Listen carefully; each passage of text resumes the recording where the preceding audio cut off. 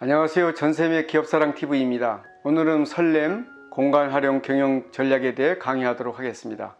저자 신혜남의 설렘을 팝니다. 책 속에서 창업 아이템 및 경영 혁신 전략 사례 등을 발췌하여 강의하고자 합니다. 꼭 갖고 싶었던 물건이 담긴 상자의 포장을 뜯는 순간 설렙니다. 비슷한 가격에 품질도 차이가 없는데 왜 저 브랜드만 팔리지?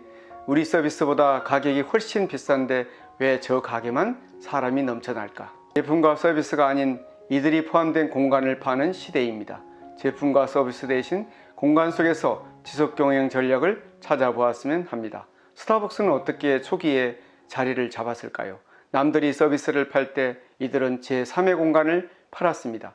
집 못지않게, 사무실 못지않게 편안한 시간을 보낼 수 있으면서도 우아한 분위기가 있는 공간, 짙은 커피 내음, 적당한 백색 소음, 그리고 음악이 있는 곳, 그만큼 편안한 공간을 만들기 위한 장치들입니다. 설렘 공간을 활용한 일본의 성공 경영 사례를 살펴보겠습니다. 환화정, 꽃의 환영이 보이는 정자 찻집입니다. 디지털한 가스트로노미를 체험하는 공간입니다.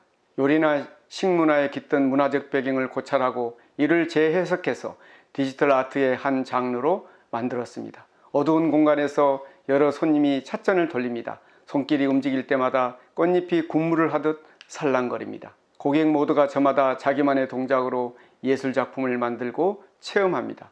환화정에서 차를 마셔보면 음식과 디지털 아트의 결합, 고객 참여가 어떻게 이루어진지를 몸으로 이해할 수 있습니다. 사카나바카 생선을 파는 카페입니다. 사카나바카의 핵심 역량은 일반 유통 채널에서 취급하지 않는 어종, 이른바 마이너 어종도 취급합니다.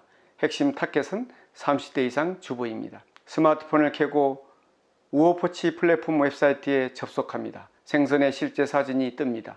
규격, 산지, 어떤 방법으로 잡았는지까지 정보가 나옵니다. 가격은 물론 주문 가능한 수량 정보도 제공합니다. 여기에 결정적으로 바이어들의 코멘트가 있습니다.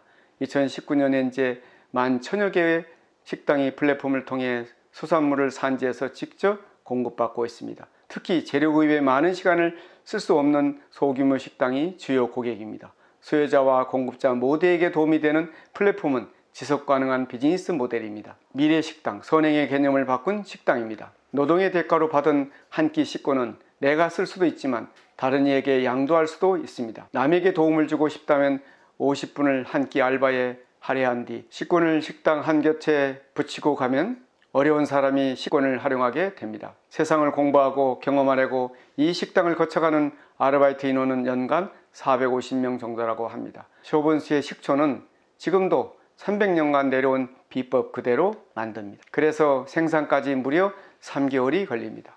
300년의 비법은 전수자 한 명에게만 전해진다고 합니다. 전통적인 생산 방식을 고수하겠다는 진정성이 바로 이 기업의 경쟁력이자 고객을 유인하는 요소이기 때문입니다. 세상의 변화를 따라라. 하지만 좋은 것은 변하지 않습니다.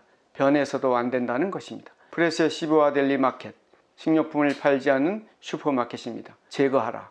프레시의 시부와 델리 마켓은 1차 식품을 판매하지 않습니다. 정육 생선은 전자레인지에 데워 먹기 좋게 반조리 혹은 완전 조리를 한 포장 상태로 판매합니다. 줄여라. 우유, 주스, 콜라, 생수 등 주류를 제외한 음료수 코너의 비중을 대폭 줄였습니다. 늘려라. 테이크아웃 코너와 이트인 코너를 대폭 확대했습니다. 이트인 코너란 라면이나 김밥 등 가공식품을 구입한 뒤 매장에서 바로 전자레인지에 데워 먹는 행태를 말합니다. 창조하라. 앞서 설명한 이트인 코너를 들 수 있습니다. 도시락이건 와인이건 매장에 앉아서 먹을 수 있습니다.